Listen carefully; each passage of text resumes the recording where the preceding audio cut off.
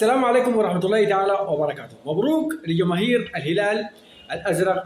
عبر الصفحة الرسمية يعلن التعاقد مع النجم المالي هامان لاعب الوسط المتألق صاحب 26 عاما، وكذلك تصريح قوي جدا لنجمنا اللاعب المتألق جان كلود يؤكد لصحافة بلاده أنه يرغب في الاحتراف في أوروبا ويفضل البقاء في الهلال رغم العروض المغرية التي تنهال على اللاعب البورندي من قبل الأندية الليبية. أولا ما تنسى الاشتراك في القناة فضلا وشير الفيديو وادعمنا بلايك حتى نواصل في نشر الأخبار الهلالية وأخبار كرة القدم العالمية وكذلك المحلية والإفريقية. وإلى حلقة اليوم. إذن صبغة مدوية وصبغة كبيرة جدا وضربة معلم لنادي الهلال السوداني بإكمال صفقة اللاعب المالي المتألق لاعب طبعا نادي الملعب المالي اللاعب هامان صاحب 26 عاما، اللاعب المتألق والذي قاد فريقه للتألق في دوري أبطال إفريقيا خاصة في مرحلة المجموعات، وكان له إسهام كبير جدا في وصول هذا الفريق المالي إلى الدور ربع النهائي، وخروج كان مؤلم جدا صحيح على يد صن داونز الجنوب افريقي حامل اللقب في طبعا النسخه الماضيه من دوري ابطال افريقيا بعد الخساره في ساوث افريقيا في جنوب افريقيا بثلاث اهداف دون مقابل، والفوز في مالي بهدفين دون مقابل. كان لهذا اللاعب نجمنا الجديد هامان اسهامات كبيره جدا، واحرز واحد من الاهداف التي ولجت في شباك نادي صن داونز الجنوب افريقي. اذا لاعب وسط متميز يبلغ من العمر 26 عاما، خبره كبيره جدا في ملاعب القاره السمراء، وكذلك مميزات كبيره جدا لهذا اللاعب.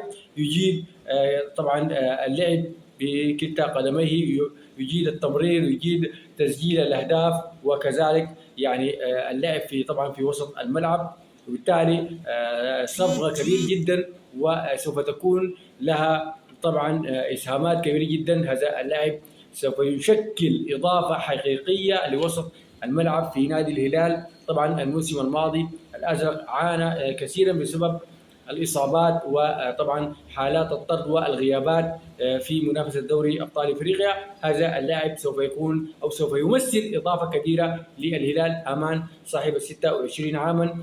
رسميا الهلال يكمل هذه الصفقه واللاعب اصبح في ديار الازرق. اذا صفقه جديده للهلال، لاعب مالي، لاعب وسط متميز ومتمكن ويملك خبره كبيره جدا.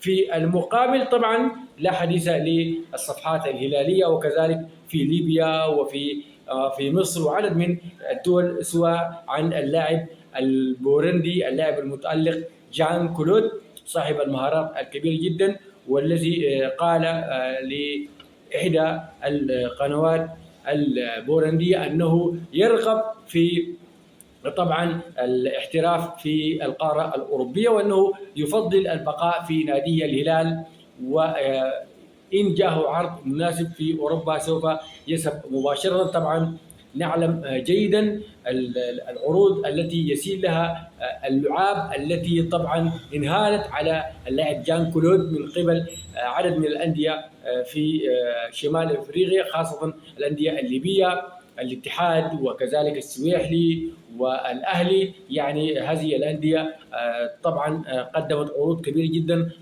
تصل قيمتها إلى 3 مليون دولار مقابل إطلاق سراحه من نادي الهلال. إذن عروض خرافية وعروض كبيرة جدا لجان كلود من الأندية الليبية وكذلك من بعض الأندية الجزائرية، وكذلك في مصر بيراميدز أيضا يدخل على الخط. وبالتالي العروض تنهال فعليا. نادي الهلال يعني تلقى عدد من العروض لإطلاق سراح هذا اللاعب لينتقل إلى الدوري الليبي. كما ذكرت رغم هذه العروض المغرية جان كلود حتى الآن يؤكد أنه يعني يتمسك به الهلال ويرغب في الانتقال إلى واحد من الدوريات الأوروبية الكبيرة.